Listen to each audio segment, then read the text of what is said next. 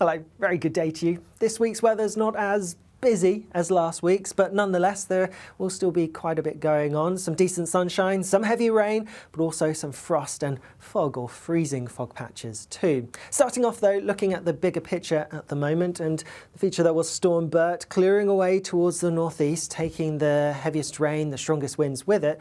But worth bearing in mind, there are still some ongoing flooding issues because we saw such a huge amount of rain, and there is some snow melt to add into that as well. But if we look at Tuesday, and actually for many, a lot of dry and sunny weather around. Yes, some showers, particularly first thing in the southeast, some showers early on. A lot of those though clearing away through the morning. Elsewhere the showers will be most frequent towards northern western coastal parts, or northwestern coastal parts really.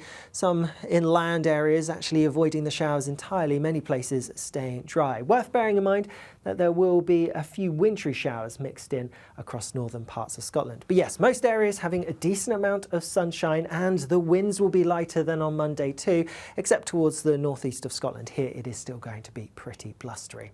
Temperatures are going to be on the low side towards the north, so a chilly feel to things, mid-single figures for many places. Milder towards the south, most places just about getting into double digits.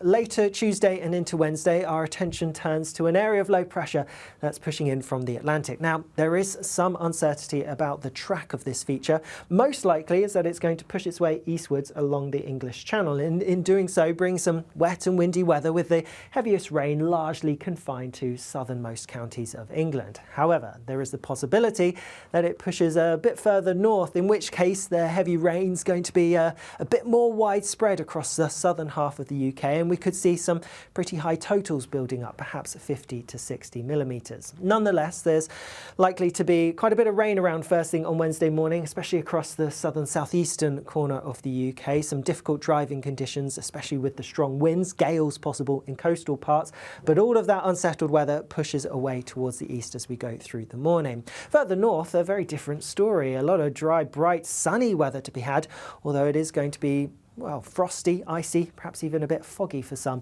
as we start the day, and that fog could take quite a while to clear. As we look at our temperatures, and it's chillier still compared to Tuesday across northern parts, some places only just about scraping above freezing, and in the south, whilst it is milder for some, it is also going to feel a bit unpleasant with the cloud, the rain and the wind. As we go through Wednesday night and into Thursday, much of the country will be under the influence of this area of high pressure. The low pressure that comes through earlier on will be clearing away towards the east. But high pressure at this time of year, it means, well, we're going to see some clear skies. But that means we're likely to see our temperatures taking a bit of a dip, and with that there's going to be some fairly widespread frost. It could be quite harsh frost for some of us, and also some fog and freezing fog patches too. Because of the time of year, our days are short, our nights are long.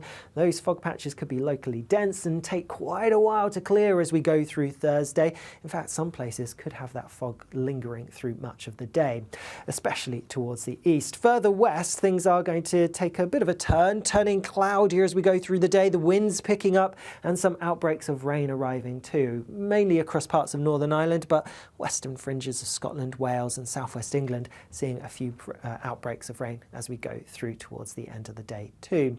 Temperatures towards the east are going to be a little bit on the low side, and further west turning a bit milder, but again with the more unsettled conditions, not exactly feeling pleasant.